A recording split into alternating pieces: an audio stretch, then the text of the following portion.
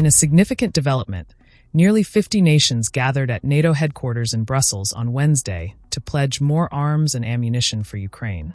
But for the first time since the group's creation 3 years ago, the United States Defense Secretary was absent. Pete Hegseth, who currently heads the Pentagon, will only arrive in Brussels after the meeting wraps up. He's expected to attend a separate NATO defense ministers meeting on Thursday. The Ukraine Defense Contact Group meeting was instead chaired by the United Kingdom and Germany. The group was originally launched by Hegseth's predecessor, Lloyd Austin, back in 2022, shortly after Russia launched its full-scale invasion of Ukraine.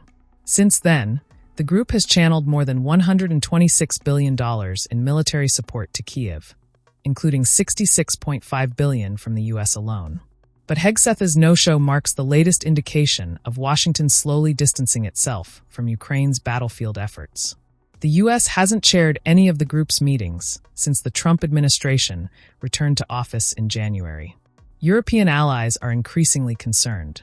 French President Emmanuel Macron has warned that backing away from Ukraine would seriously damage U.S. credibility, especially in deterring China in case of a Taiwan conflict. As the war now enters its fourth year, with over 12,000 Ukrainian civilian deaths and tens of thousands of troops killed on both sides, the urgency for renewed support is growing. Ahead of the Brussels meet, the UK announced it will tenfold its drone production to support Ukraine.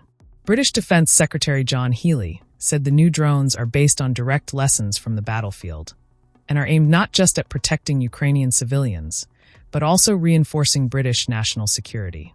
Drones have emerged as a defining element of the ongoing war, reshaping strategies and outcomes on both sides. While Washington remains Ukraine's biggest arms supplier overall, its retreat from direct leadership roles is sparking global concerns. Is this a quiet pivot away from Europe, in preparation for a more confrontational Indo-Pacific strategy, or simply a reshuffling of priorities? For now, Ukraine's allies are left to fill the void, financially, militarily, and diplomatically. Stay tuned for more updates on this evolving story. Subscribe to the Indian Express for in-depth coverage and analysis.